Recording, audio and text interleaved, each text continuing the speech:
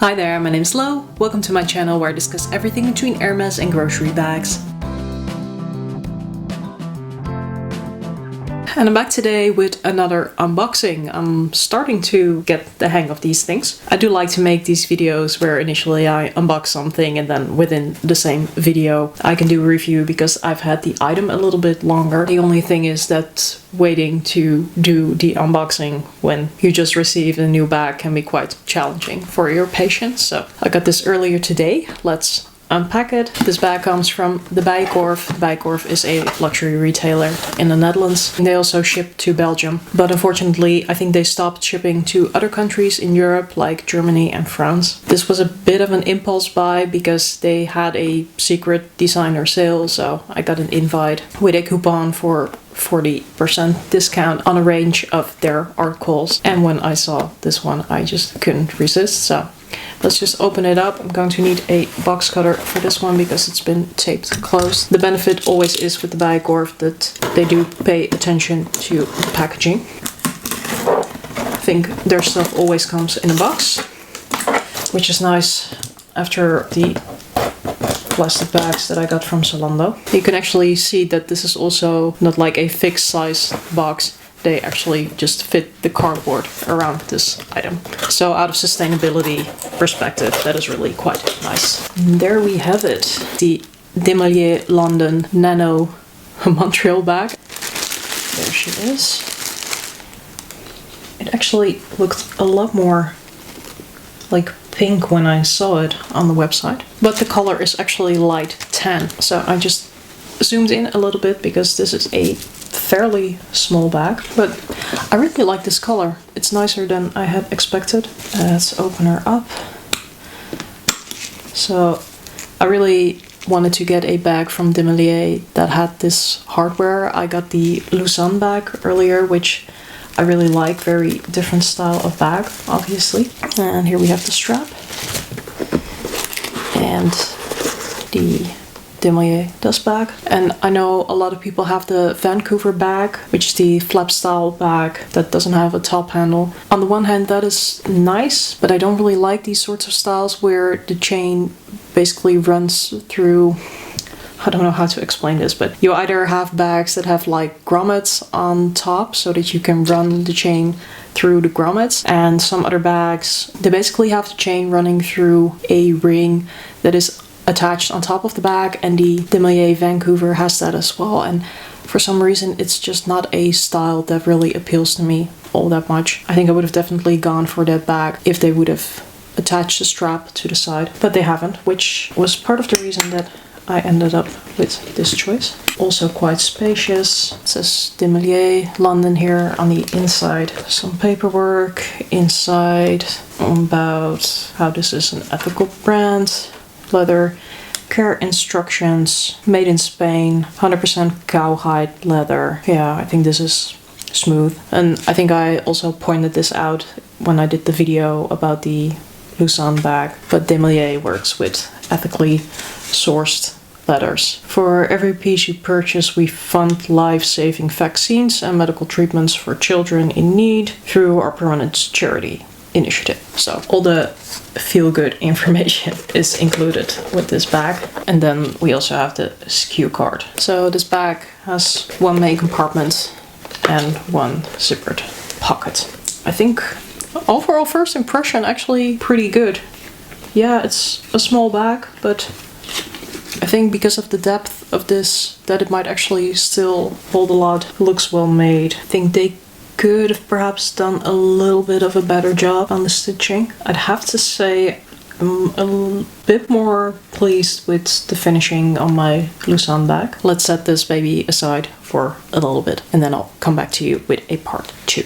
So I'm back. It's actually only been 2 days, but I didn't need a lot of time to make up my mind about this bag, and I've decided that I'm going to return it. The craftsmanship is just not up to par with the price and my expectations of DeMellier. My DeMellier Lausanne bag is top-notch. The stitching and the glazing are both excellent. I found, however, for this Montreal Nano that the way it's been made, but also the way it's designed to be constructed, is just not what I'm looking for in a bag. The stitching here on the outside, that all looks very, very good. But when we go to the stitching that's more on the interior over here, I'm finding that that is really just too tight. The stitching is just really pulling on the leather over here. This tight stitching might be a particular flaw on this bag, but the way it's been sewn here in the corner, that is just going to be the same on every bag. So what they've done here going around the corner is basically stuff the leather together and then stitch that up, which I didn't really notice when I was first having a look at it. But when I was inspecting some other bags that have also the similar shape and this caving on the side, I noticed that they have been constructed differently. So they had seams, for example, going over the diagonal over here, just to allow for the leather to go around the corner. And the other bag that I inspected had a seam across the base to again make sure that the leather didn't need to be folded in any weird angles and then put together. But on this bag there are no additional seams, so the leather has just been kind of stuffed together on the sides, and not only does it look funny or messy, but it also leaves part of the leather uncovered from glazing, and just in general the glazing on this bag is just a bit off. I'm also not really impressed by the way the top handle has been constructed. So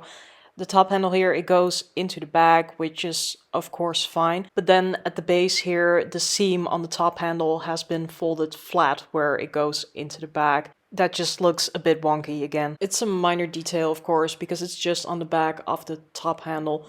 But when you put it all together, I was just not very impressed with the way that this bag had been constructed.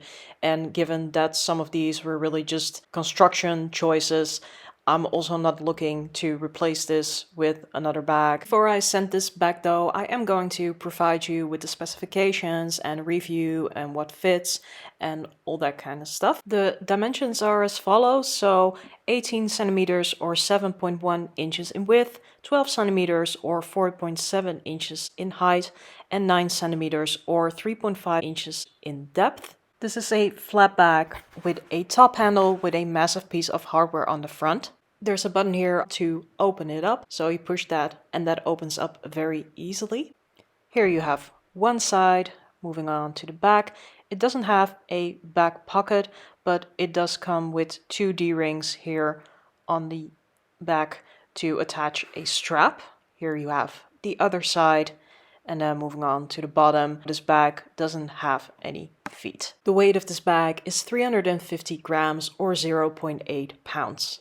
The top handle has a handle drop of 5 centimeters or 2 inches. It holds comfortably in the hand as a top handle. I can slide it over my hand and wear it on my wrist, but it's not one to slide through all the way to your elbow. It also comes with a cross-body strap with gold hardware. And the clasp on these do actually swivel. The drop length on this strap is between 48 and 58 centimeters, which is between 19 and 22.8 inches. It comes with 6 settings to adjust it, and the way that you adjust it is by putting the leather holes over these studs.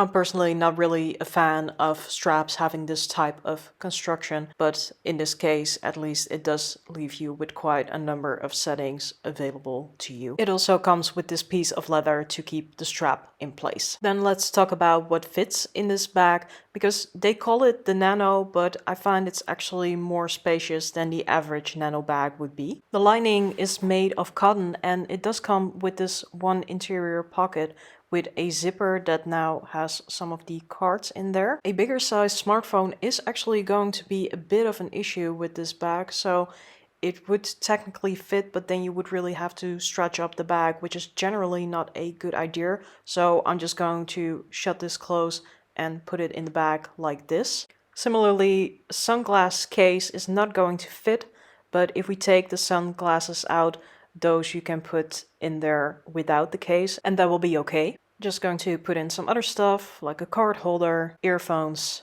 box of mints, lip balm, house keys, and there you can see that the bag is not completely full yet, but this is pretty close to capacity already because it does taper in a little bit at the top and you need to be able to close the flap.